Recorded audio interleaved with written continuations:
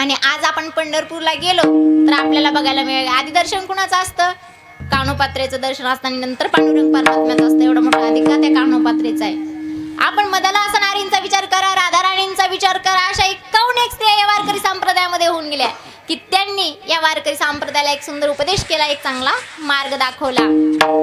तसं जर पाहायला गेलं तर या वारकरी संप्रदायारूपी मंदिराचा पाया ज्ञानोबरायांनी रचला.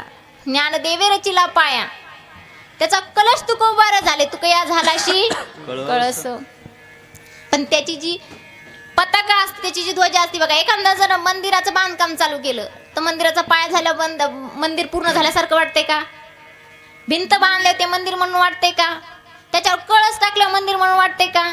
पण त्याच्यावर जेव्हा तुम्ही भगवी पताका लावता तेव्हा आपण काय म्हणतो, बाबा समोर मंदिर आहे म्हणून वाटते की नाही मंदिर आहे म्हणून. तसंच या वारकरी संप्रदायारूपी मंदिराच्या ज्या ध्वजा आहेत त्या माझ्या बहिणाबाई झाल्या. बहिणी मने फडकती ध्वजा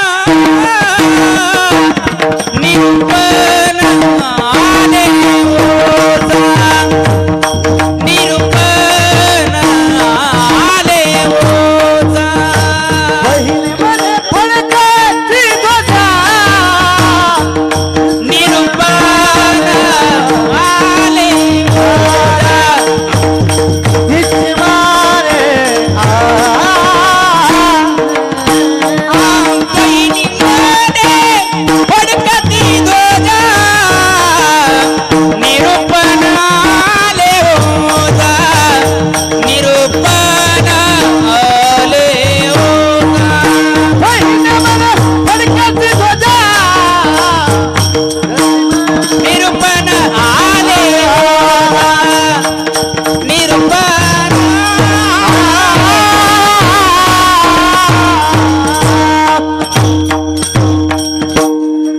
मग कुणी असं म्हणू शकत नाही की या वारकरी संप्रदायामध्ये स्त्रियांना कीर्तन भजन प्रवचन करण्याचा अधिकार नाहीये. विठ्ठल चला विठ्ठल विठ्ठल विठ्ठल विठ्ठल